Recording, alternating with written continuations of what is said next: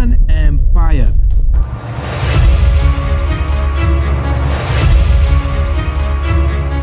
सत्ताईस बीसी में ऑक्टेवियन यानी अगस्टस ने रोमन एम्पायर की नींव रखी।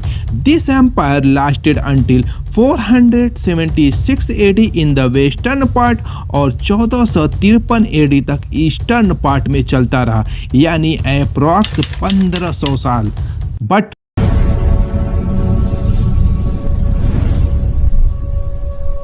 रोम was not built in a day. यह कहावत आपने ज़रूर सुनी होगी, लेकिन सवाल ये है, क्या रोम सिर्फ पत्थरों से बना था या उसने पूरी दुनिया की सोच को गढ़ दिया? रोम का वर्ल्ड डोमिनेंस खत्म हुए सदियां बीत चुकी हैं, उसकी सेनाएं मिट्टी बन चुकी हैं, उसके सम्राट इतिहास की किताबों में कैद हैं, लेकिन रोम आज भी जिंदा है, हमारी भाषा में, हमारे कानूनों में, हमारी राजनीति में और हमारे शहरों की इमारतों में। रोम की फिलॉसफी आज भी पढ़ाई जाती है, उसके अल्फाज आज भी बोले जाते हैं और उसका आर्किटेक्चर आज भी दुनिया के सबसे ताकतवर देशों की पहचान है। यह वो पहली सुपर पावर थी जिसने इतिहास में मॉडर्न आर्मी की नींव रखी, डिसिप्लिन, स्ट्रेटजी और सिस्टम के साथ। यह वो साम्राज्य था जिसने एक विशाल एम्पायर को चलाने के लिए सेनेट जैसे सिस्टम बनाए और अपने रिपब्लिक पीरियड में लगभग 500 साल तक लोकतंत्र को सफलतापूर्वक चलाया। आज जिन शब्दों को हम मॉडर्न पॉलिटिक्स की बुनियाद मानते हैं, रिपब्लिक, सेनेट, डिक्टेटर, वीटो, उनकी जड़ें सीधी जाकर रोमन राजनीति में मिलती हैं। रोम अपने चरम पर था तो दुनिया का हर 5वां इंसान रोमन नागरिक था।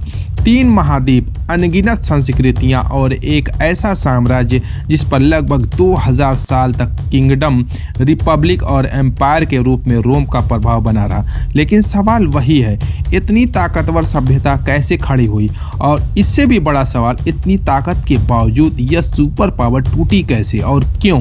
सत्ता की भूख, राजनीतिक साजिशें, आंतरिक संघर्ष और बाहरी आक्रमण। आज के इस वीडियो में हम जानेंगे रोम के उत्थान की कहानी और उसकी बेमिसाल ताकत और उसके पतन की सच्चाई जिसने इतिहास की दिशा बदल दी।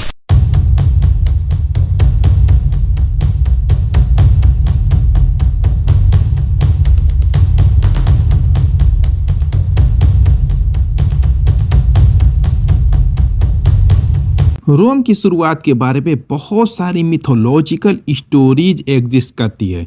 एक कहानी के मुताबिक 2 जुड़वा भाई थे, रोमुलस और रेमस, जिन्हें बचपन में नदी में बहा दिया गया था क्योंकि वह गॉड ऑफ वार मार्स की नाजायज औलाद थे। लेकिन किसी तरह ये बच्चे एक जंगल में जा पहुंचे जहां पर इनको एक भेड़िए ने देखा और इनको अपने बच्चों की तरफ पाल पोस कर बड़ा किया। फिर इन दोनों ने मिलकर टाइबर नदी के पास एक सेटलमेंट बनाया, लेकिन कुछ समय बाद शहर के कंट्रोल को लेकर दोनों के बीच लड़ाई हो गई, जिसमें रेमस की मौत हो गई और फिर रोमुलस ने इस शहर को रोम का नाम दिया। ऐसे ही 2-3 और मिथोलॉजिकल स्टोरीज भी है रोम की शुरुआत के बारे में, लेकिन मॉडर्न रिसर्च के अकॉर्डिंग यह सब उस टाइम के रोमन हिस्टोरियंस ने अपने किंगडम को एक लेजेंडरी ओरिजिन स्टोरी देने के लिए बनाई थी। रोम की असल शुरुआत को जानने के लिए हमने मॉडर्न रिसर्च को एनालाइज किया और देखा कि कुछ आर्कियोलॉजिकल रिकॉर्ड्स के मुताबिक रोम 625 बीसी के आसपास इस्टेब्लिश हुआ था। शुरुआत में यह टाइबर रिवर के किनारे एक छोटा सा ट्रेडिंग सेंटर था जो धीरे धीरे एक शहर में बदल गया। उस समय इस रीजन को एट्रूरिया और लेटियम कहा जाता था। लोग छोटे छोटे विलेजेस में रहते थे और शायद इन्वेजन से बचने के लिए एकजुट हो गए, जिससे रोम की शुरुआत हुई। 600 बीसी से 510 बीसी तक के पीरियड को रोम का पीरियड ऑफ किंग्स माना जाता है। इंटरेस्टिंग बात यह है कि उस समय राजा बनने का फैसला हेरिडेटरी बेसिस पर नहीं किया जाता था। किंग को सेनेट नाम की शक्तिशाली संस्था नियुक्त करती थी। इस पीरियड के दौरान रोम में कुल 7 किंग्स बने। इस लिस्ट में आखिरी राजा का नाम लूसियस टार्कनियस सुपरबस था, जिसे अक्सर टार्कन द प्राउड भी कहा जाता था। उनका शासनकाल लगभग 535 ईसा पूर्व से 509 ईसा पूर्व तक था और फिर एक ऐसी घटना घटी जिसने पूरे रोम के इतिहास को बदल दिया। लूसियस सुपरबस के बेटे पर आरोप लगा कि उसने एक कुलीन महिला लियोक्रेसिया के साथ जबरदस्ती की। यह खबर रोम में आग की तरह फैल गई और जगह जगह लूसियस सुपरबस के खिलाफ प्रोटेस्ट शुरू हो गया। आखिरकार जनता और और नोबल्स ने मिलकर सुपरबस को सत्ता से हटा दिया और इसी के साथ 509 बीसी में रोम के रिपब्लिक पीरियड की शुरुआत हुई। रोम में अब एक गवर्नमेंट बनाई गई जिसको सीनेट का नाम दिया गया। सीनेट को दो सेक्शन में बांटा गया। एक सेक्शन का नाम पेट्रिशियंस था जिसके मेंबर रिच और पावरफुल फैमिली से आते थे और दूसरा सेक्शन था प्लीबियंस जिसमें ज्यादातर मिडिल क्लास के रिप्रेजेंटेटिव्स थे। पेट्रिशियन और प्लीबियंस मिलकर दो लीडर को चुना करते थे जिन्हें कंसल्स बुलाया जाता था। आमतौर पर ज्यादातर पावर पेट्रिशियंस के पास होती थी और इस चीज का मिसयूज भी करते थे जिसकी वजह से उनका प्लीबियंस के साथ कई बार कॉन्फ्लिक्ट देखा गया। रिपब्लिक पीरियड के दौरान रोम का काफी एक्सपेंशन हुआ। 338 बीसी तक रोम के टेरिटरी पूरे इटालियन पेनिनसुला तक फैल चुकी थी। इस एक्सपेंशन के दौरान कई कॉन्फ्लिक्ट भी देखे गए, जैसे 390 बीसी में पड़ोसी किंगडम गॉल्स ने ब्रेनस के नेतृत्व में रोम पर हमला किया और काफ़ी तबाही मचाई, लेकिन कैमिलस ने रोम को गाल से बचाया और सैमेनाइड्स व एट्रस्कन जैसे पड़ोसियों को हराकर रोम का क्षेत्र बढ़ाया, जिससे रोम मध्य इटली में एक प्रमुख शक्ति बना। उन्होंने रोम को इटली का शासक बनने की नींव दी, जिससे रोम का विस्तार हुआ। 264 बीसी से लेकर के 146 बीसी के बीच रोम एक बार फिर युद्ध की स्थिति में चला गया। इस समय को प्यूनिक वार्स कहा जाता है। यह वार्स रोम और कार्थेज के बीच हुई थी। कार्थेज अफ्रीका के नॉर्दर्न कोस्ट पर स्थित एक बेहद शक्तिशाली सिटी स्टेट था जो आज के ट्यूनीशिया के आसपास के रीजन में आता है। कुल मिलाकर 3 प्यूनिक वार्स लड़ी गई। पहले 2 प्यूनिक युद्धों में 264 से 146 ईसा पूर्व के बाद रोम ने पश्चिमी भूमध्य सागर पर कब्जा कर लिया, जिसमें सिसिली, सार्डिनिया, कोर्सिका और स्पेन, इबेरियन प्रायद्वीप जैसे महत्वपूर्ण क्षेत्र शामिल थे, जिससे वह इस क्षेत्र में प्रमुख शक्ति बन गया। पहले युद्ध के बाद सिसिली पहला रोमन प्रांत बना और दूसरे युद्ध के बाद स्पेन पर नियंत्रण स्थापित हुआ, जिसने रोम को एक क्षेत्रीय शक्ति से साम्राज्य में बदल दिया। रोम ने दूसरे प्यूनिक युद्ध के दौरान महान कार्थेजियन जनरल और सैन्य रणनीतिकार हैनिबल को हराया था। 149 और 146 बीसी के बीच थर्ड प्यूनिक वार लड़ी गई और इसमें रोम ने कार्थेज को पूरी तरह हरा दिया। वार जीतने के बाद रोम ने पहले तो कार्थेज में जमकर लूटपाट की, फिर पूरे शहर को जलाकर डिस्ट्रॉय कर दिया।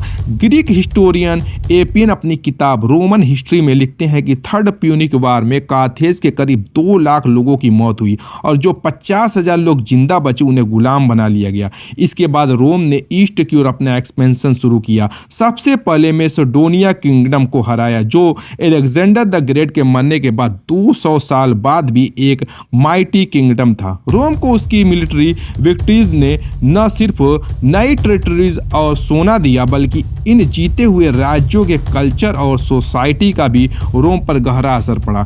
अगर आप कभी किसी इटालियन सिटी में घूमने जाओगे तो देखोगे कि रोम ने ग्रीक आर्किटेक्चर, रिलीजियन और आर्ट के कई एस्पेक्ट्स को अपनी सोसाइटी में इंटीग्रेट किया है। ग्रीक फिलासफर्स के राइटिंग्स ने रोमन थिंकिंग और फिलॉसफी को बहुत इन्फ्लुएंस किया।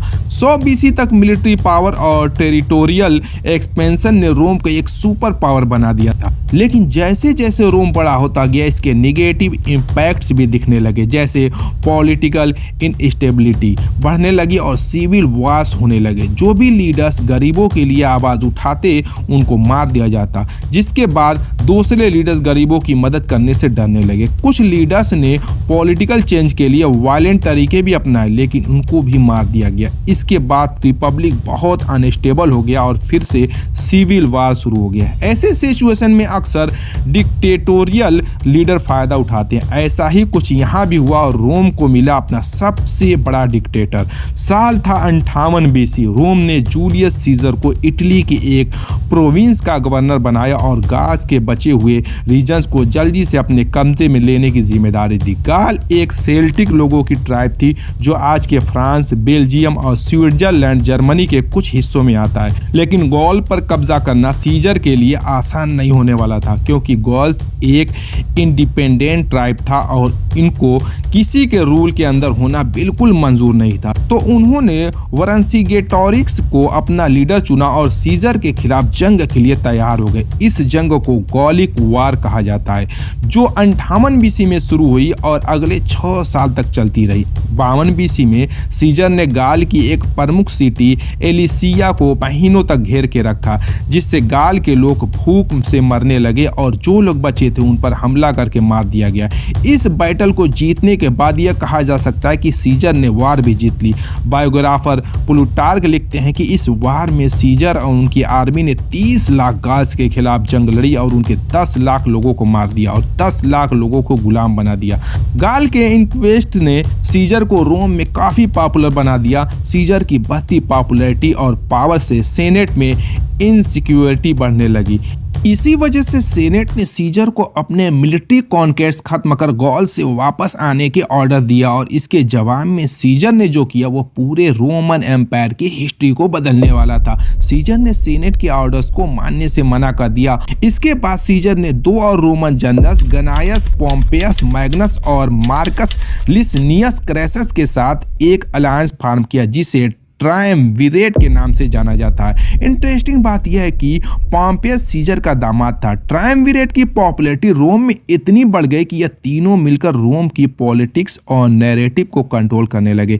कुछ समय तक सीजर के लिए सब कुछ प्लान के हिसाब से जा रहा था, लेकिन फिर हर पॉलिटिकल अलायंस की तरह ट्रायम्विरेट में भी प्रॉब्लम शुरू हो गई। सबसे पहले क्रेसस ने सीजर की बढ़ती पॉपुलैरिटी देखकर कुछ ऐसा करना चाहा कि उसकी पॉपुलैरिटी भी सीजर के बराबर हो जाए। इसी चक्कर में 53 बीसी में क्रेसस ने पार्थियन एम्पायर के खिलाफ मिलिट्री कैंपेन शुरू किया, लेकिन वह यह बैटल हार गया, जिसमें उसकी मौत हो गई। कुछ सोर्सेज यह भी कहते हैं कि क्रेसस को कैप्चर किया गया और उसके मुंह में पिघला हुआ सोना डाल दिया गया। क्रेसस की डेथ के बाद अब सीजर और पोम्पेयस के बीच पावर स्ट्रगल शुरू हो गया। सीजर को हराने के लिए पोम्पेयस ने रोमन सेनेट से हाथ मिला लिया और इसके बदले सेनेट को सीजर की बढ़ती पॉपुलैरिटी के खिलाफ एक चेहरा मिल गया जो उसे टक्कर दे सके। 49 बीसी में सेनेट की वार्निंग्स के बावजूद सीजर रोम की तरफ अपनी आर्मी लेकर बढ़ा और रूबिकान रिवर को पार किया। बेसिकली सीजर को अपनी पावर दिखानी थी। इस एक्सट्रीम एक्शन की वजह से सीनेट और पोम्पेयस के खिलाफ सीजर की सिविल वार शुरू हो गई, जिसको सीजर सिविल वार कहा जाता है। 1 साल तक यह वार चलती रही और अल्टीमेटली 48 बीसी में सीजर की फोर्सेस ने पोम्पेयस की आर्मी को बैटल ऑफ फासालस में हरा दिया। इसके बाद पोम्पेयस को इजिप्ट भागना पड़ा, जहां इसे किंग टालेमी ने धोखे से मरवा दिया ताकि उसे सीजर का सपोर्ट मिल सके। इसी के साथ अब रोम का पूरा कंट्रोल सीजर के पास आ गया। मौके का फायदा उठाते हुए सीजर ने अपने आप को रोम का डिक्टेटर फॉर लाइफ घोषित कर दिया। सीजर की रोम पर तानाशाही 49 बीसी से लेकर 44 बीसी तक चली। इस 5 साल के सीजर के रूल के दौरान रोम काफी डेवलप भी हुआ। उसने कई रिफॉर्म्स लाए, जिससे गरीब लोगों को भी फायदा हुआ। पब्लिक वर्क्स प्रोजेक्ट जैसे रोड्स और बिल्डिंग्स ने सीजर की पॉपुलैरिटी को और भी बढ़ा दिया। लोगों को लगने लगा कि सीजर उनके लिए एक मसीहा बनकर आया है। उसे एक डेमी गॉड की तरफ फॉलो किया जाने लगा। हालांकि सेनेट ने सीजर को ऑफिशियली डिक्टेटर मान लिया था, फिर भी सेनेट में कुछ लोग इसके खिलाफ थे और वो रोम से डिक्टेटरशिप हटाकर वापस रिपब्लिक बनाना चाहते थे।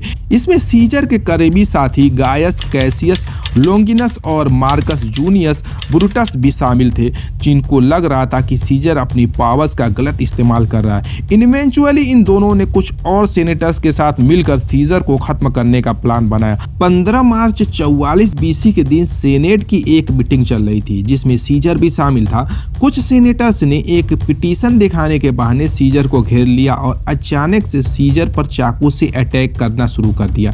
इसके बाद सीजर को लगातार 23 बार अटैक किए गए। हमले के बीच में सीजर की नजर ब्रूटस पर पड़ी, जिसे वो अपना बेटा मानता था। जिसके बाद सीजर ने कहा, ए ब्रूटस, मतलब तुम भी ब्रूटस, जो कि उसके लास्ट वर्ड्स माने जाते हैं। इन सबको लगा कि वह सीजर को मार के पावर अपने हाथ में ले लेंगे, लेकिन सीजर की पॉपुलैरिटी इतनी ज्यादा थी कि रोम के सारे सिटीजन सेनेट के खिलाफ खड़े हो गए। सीजर की मौत ने रोम को एक बार फिर से सिविल वार में ढकेल दिया। यहाँ पर एंट्री होती है सीजर के ग्रैंड नेफ्यू ऑक्टेवियन की, जिसे सीजर ने ऑफिशियली एडॉप्ट किया था। ऑक्टेवियन ने सीजर के करीबी दोस्त मार्क एंटनी और लेपिडस के साथ सेकेंड ट्रायम्विरेट बनाया और सेनेट के खिलाफ जंग छेड़ दी।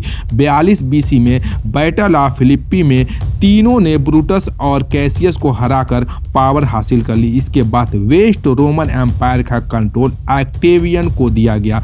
मार्क एंटनी ने ईस्ट को कंट्रोल किया और लेपिडस को नॉर्थ अफ्रीका दिया गया, लेकिन बाद में ऑक्टेवियन ने लेपिडस को साइड लाइन कर सारा कंट्रोल अपने हाथ में ले लिया। कुछ सालों तक ऑक्टेवियन और मार्क एंटनी ने मिलकर रोम पर हुकूमत चलाई, लेकिन यह अलायंस भी ज्यादा वक्त तक नहीं टिक सका।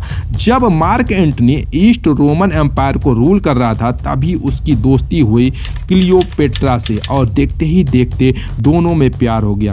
क्लियोपेट्रा मिस्र की क्वीन थी। इंटरेस्टिंग बात यह है कि एक समय पर क्लियोपेट्रा का सीजर के साथ अफेयर था और दोनों का एक बेटा भी था। यह सुनकर ऑक्टेवियन को लगने लगा कि अब मार्क एंटनी दूसरे अलायंसेस बनाकर अपनी पावर को बढ़ाने का प्लान कर रहा है। इसके बाद दोनों के बीच अब ट्रस्ट इश्यूज होने लगे और ऑक्टेवियन ने मार्क एंटनी के खिलाफ प्रोपेगेंडा शुरू कर दिया। यह कर कि मार्क एंटनी अब क्लियोपेट्रा को रोम की क्वीन बनाना चाहता है और वो रोमन उसूलों को भूल गया और इवेंचुअली उसे गद्दार घोषित कर दिया। जवाब में मार्क एंटनी ने कहा कि रोम पर उसका कोई क्लेम नहीं, क्योंकि वह सीजर का असली बेटा नहीं है। इसके बाद दोनों के बीच जंग शुरू हो गई और काफ़ी बैटल्स के बाद 31 बीसी में बैटल ऑफ एक्टियम हुई, जिसमें ऑक्टेवियन को फोर्सेस ने एंटनी और क्लियोपेट्रा को हरा दिया। जिसके बाद दोनों इजिप्ट भाग गए, लेकिन ऑक्टेवियन ने उन्हें वहां भी नहीं छोड़ा और अपनी आर्मी भेजकर उन्हें 1 साल तक घेर के रखा।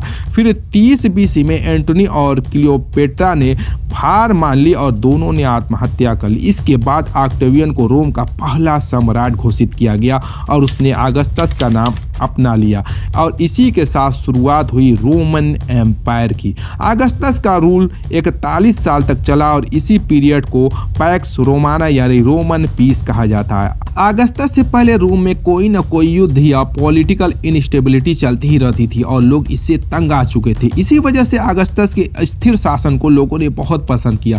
अगस्टस एक बहुत ही कैपेबल एम्परर था। उसने अपने एम्पायर में कॉन्फ्लिक्ट्स रोक के कई प्रोग्रेसिव लॉ लाए और आर्किटेक्चर पर भी फोकस किया।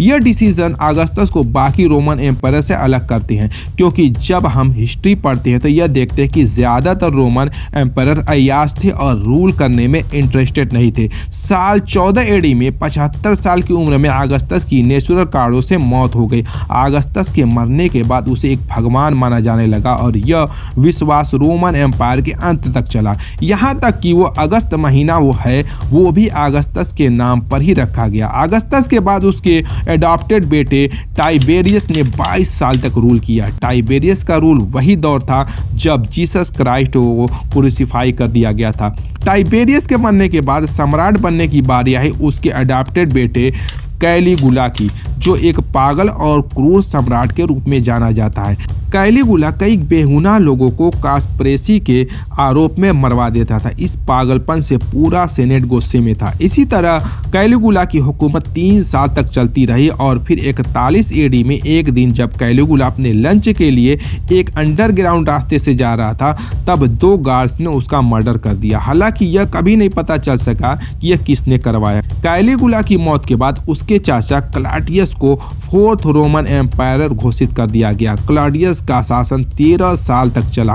कहा जाता है कि क्लॉडियस खाने का बहुत शौकीन था और ज्यादातर वक्त अय्याशी में बिताता था। उसकी कई वाइफ थी, जिसमें से एक थी जूलिया अग्रिपीना, जिसने उसे पॉइजन देकर मरवा दिया और अपने फर्स्ट हस्बैंड से जन्मे बेटे नीरो को सम्राट बना दिया। नीरो के रूल को रोमन एम्पायर पर सबसे बड़ा दाग की तरह देखा जाता है। 54 एडी में 16 साल की उम्र में सम्राट बनने के बाद नीरो ने ऐसी कुछ चीजें की जिसने लोगों को हैरान कर दिया। नीरो ने सबसे पहले अपनी ही मां को मार दिया, क्योंकि वो उसे बहुत कंट्रोल करने लगी थी। इसके बाद उसने ट्रेजरी को फिजूल खर्चों से खाली कर दिया, जिससे किंगडम में भारी फाइनेंशियल क्राइसिस हो गई और जिसने भी इस एक्शन पर सवाल उठाया उसे मार दिया। बायोग्राफर स्वेटोनियस नीरो के बारे में लिखते हैं कि नीरो हर तरह के बुरे काम करता था, जैसे इंसेस्ट, एनिमल क्रूरटी और बिना बिना बात के लोगों को मार देना। फिर एक दिन नीरो ने पूरे रोम में आग लगवा दी और इसका ब्लेम ईसाइयों पर डाल दिया, क्योंकि उस समय क्रिश्चियनिटी को रोमन एम्पायर के लिए एक खतरे की तरह देखा जाता था। इसी फायर इंसिडेंट से एक फेमस कोट निकली जो आज भी लोग डिक्टेटर्स के लिए यूज करते हैं, नीरो फीडर्ड वाइल रोम बर्न्ड। हालांकि इसका कोई प्रॉपर एविडेंस या सोर्स नहीं है कि नीरो ने ऐसा किया था।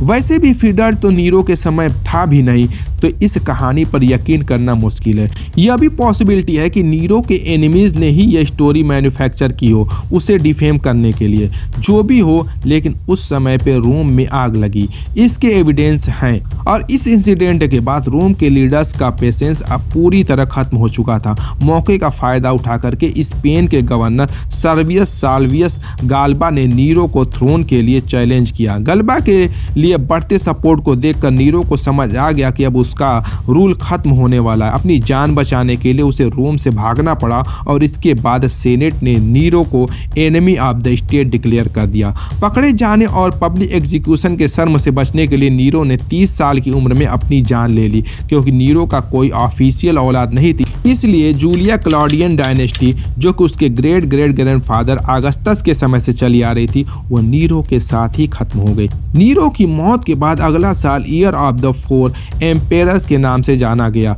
साल था 69 ईस्वी। सेनेट के बैकिंग के साथ गाल्बा को सम्राट चुना गया। देखा जाए तो गाल्बा नीरो से कुछ कम नहीं था।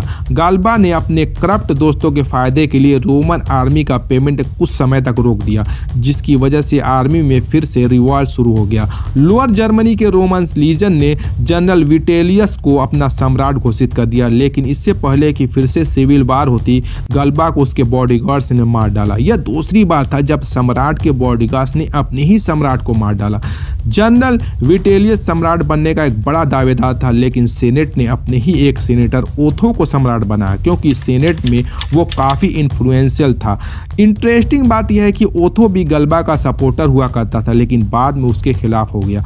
ओथो की इमेज एक पीसफुल और अच्छे लीडर की थी। थ्रोन पर बैठने ही उसके सामने विटेलियस और उसके मिलिट्री से डील करने का एक बड़ा चैलेंज था। ओथो एक पीस सेटलमेंट चाहता था, लेकिन विटेलियस को न शांति से मतलब था और न ही वो अपने सम्राट बनने के एम्बिशन को छोड़ने वाला था। फिर दोनों की आर्मीज के बीच एक लंबी लड़ाई हुई, लेकिन ओथो की आर्मी को बेड कम की बैटल में भयंकर हार का सामना करना पड़ा। जब ओथो को यह पता चला तो उसने इस लड़ाई को अपनी तरफ से रोक दिया। हिस्टोरियंस का मानना है कि अगर वह कंटिन्यू करता तो वो जीत भी सकता था, लेकिन ओथो अपने सोल्जर को जान के खतरे में नहीं डालना चाहता था। और फिर हजारों सोल्जर की मौत का सदमा उसे बर्दाश्त नहीं हुआ और उसने खुदकुशी कर ली। यह काफ़ी अफसोस की बात है कि ओथो का रूल सिर्फ 3 महीने तक चला, क्योंकि अगर उसे मौका मिलता तो वह एक काफ़ी संवेदनशील और अच्छा सम्राट होता। जहां रोमन सम्राट ज़्यादातर नार्सिसिस्ट और ग्रीडी हुआ करते थे, वहां ओथो का नाम हमेशा एक ईमानदार सम्राट के तौर पर लिया जाता है। ओथो की मौत के बाद विटेलियस अपनी आर्मी के साथ रोम पहुंचा और उसके सोल्जर्स ने सबसे पहले तो रोम के लोगों को मारा और लूटा और औरतों को भी नहीं बख्शा। और फिर सेनेट ने हार मानकर विटेलियस को सम्राट डिक्लेयर कर दिया। विटेलियस को अगर एक सोशियोपैथ कहा जाए तो गलत नहीं होगा। उसने अपने आप को सुप्रीम लीडर डिक्लेयर कर दिया और एक डिक्टेटर की तरह हुकूमत करने लगा। आम लोगों पर जुल्म बढ़ने लगे और ऐसा लगने लगा कि रोम एक डार्क एज में जा चुका है। अब रोम को एक सेवियर की जरूरत थी जो उसको जल्द ही मिलने वाला था। रोमन आर्मी के एक हिस्से ने अचानक रिवोल्ट शुरू कर दिया और अपने कमांडर टाइटस फ्लेवियस वेस्पासियन को एम्पायर डिक्लेयर कर दिया। फिर एक लंबी वार चली और आखिर में वेस्पासियन की आर्मी रोम में घुस गई। जब विटेलियस को यह समझ में आ गया कि वो जंग हार रहा है तो उसने शहर से छुपकर भागने की कोशिश की, लेकिन कुछ लोग ने उसे पकड़ लिया और उसको घसीट कर रोम के लोगों के बीच लाया गया, जहां उस पर लोग थूकने लगे। फिर उसे बुरी तरह टार्चर करके मार दिया गया और उसकी बॉडी को नदी में फेंक दिया गया। दिसंबर 22, 69 AD को सेनेट ने वेस्पासियन को एम्पायर डिक्लेयर कर दिया। यह एक लंबे पीरियड के रोमन उथल पुथल का एंड था और एक नए पीसफुल और खुशहाल रोमन एम्पायर के द्वार की शुरुआत हुई, जिसे फ्लेवियन डायनेस्टी के नाम से जाना गया। वेस्पासियन के शासनकाल में कोलोसियम का निर्माण शुरू हुआ, जो आज भी दुनिया के सबसे बड़े और प्रसिद्ध टूरिस्ट आकर्षण में से एक है। वेस्पासियन एक इंटेलिजेंट और अच्छा पॉलिटिशियन था। उसने लॉ एंड ऑर्डर को रिस्टोर किया और रोम के एलीट क्लास और कॉमन सिटीजन दोनों का ख्याल रखा। उसने सेनेट की पावर को पूरी तरह रिस्टोर किया और कई सुधार किए जो पब्लिक वेलफेयर पे फोकस करते थे। वेस्पासियन का रूल लगभग 10 साल चला और उसके मरने के बाद उसका बेटा टाइटस सम्राट बना, जो पहला बायोलॉजिकल बेटा था किसी भी रोमन सम्राट का जिसने अपने पिता को सक्सीड किया। टाइटस के बाद उसका भाई डोमिटियन सम्राट बना, लेकिन उसे असैसिनेट कर दिया गया। इसके बाद 96 एडी से 192 एडी के पीरियड को the era of the good empires कहा जाता है। इस पीरियड में ट्रेजियन को उसके लोगों ने सबसे अच्छा एम्पायर माना। इसी दौरान रोम 1 मिलियन लोगों वाला शहर बना और एम्पायर का एरिया अपने इतिहास का सबसे हाईएस्ट नंबर पहुंचा। रोम ने नए रीजन को रोड्स के जरिए कनेक्ट किया। यह सिस्टम अभी तक यूरोप की ट्रांसपोर्ट मैप को डिफाइन करता है। ट्रेजियन की रूल के बाद एम्पायर हैडियन ने डिफेंस को स्ट्रांग किया, ब्रिटेन में बड़ी बड़ी फोर्स बनाई और रोम में पैंथन बनवाया। पैंथन के अंदर हैडियन ने अपने लवर एंटोनियस की पेंटिंग भी बनवाई जो आज भी देखी जा सकती है। मार्कस आरेलियस, जिन्हें अक्सर द लास्ट गुड एम्पायर कहा जाता है, ने अपने शासनकाल का अधिकांश समय सैन्य अभियानों में बिताया।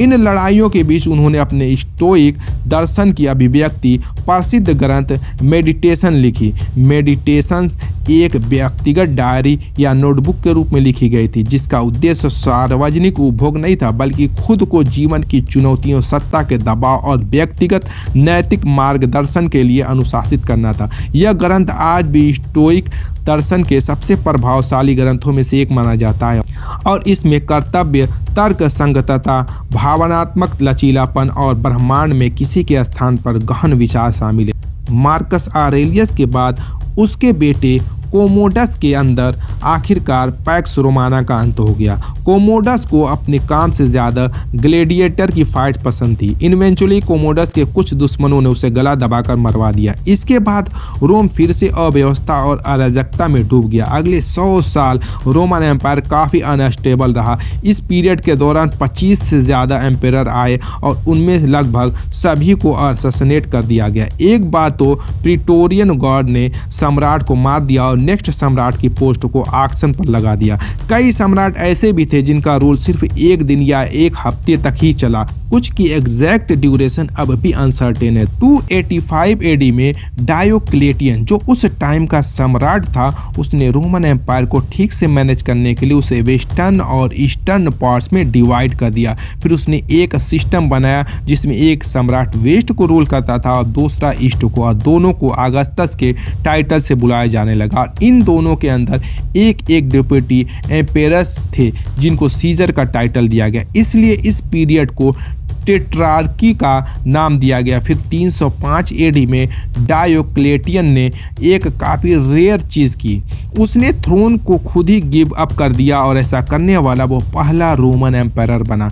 इसके बाद डायोक्लेटियन के कोरूलर और वेस्टर्न एम्पायर के एम्पायर मैक्सिमियम ने भी रिटायरमेंट ले ली, जिसके बाद वेस्टर्न एम्पायर के सीजर के बेटे कॉन्स्टेंटाइन को वेस्टर्न एम्पायर का एम्पायर अपॉइंट किया गया और उसको दोनों अगस्टस और सीजर का टाइटल दे दिया गया। लेकिन मैक्सिमियम के बेटे मैक्सेंटियस ने डिमांड किया कि उसको सीजर का टाइटल दिया जाए। इसके बाद कॉन्स्टेंटाइन और मैक्सेंटियस के बीच वार शुरू हो गया। माना जाता है कि वार से पहले कॉन्स्टेंटाइन को आसमान से क्रॉस दिखाई दिया और उसको लगा कि यह गॉड की तरफ से उसके लिए साइन है जिसे अपनाकर वो जीत सकता है, और फिर उसने अपने फ्लैग्स और आर्मी के बैनर्स पर क्रॉस को पेंट करवाया। इस वार में कॉन्स्टेंटाइन की जीत हुई और मैक्सेंटियस को मार दिया गया। वार जीतने के बाद कॉन्स्टेंटाइन ने क्रिश्चियनिटी को एक्सेप्ट कर लिया और अपने एम्पायर का ऑफिशियल रिलीजन बना दिया। कॉन्स्टेंटाइन का रूल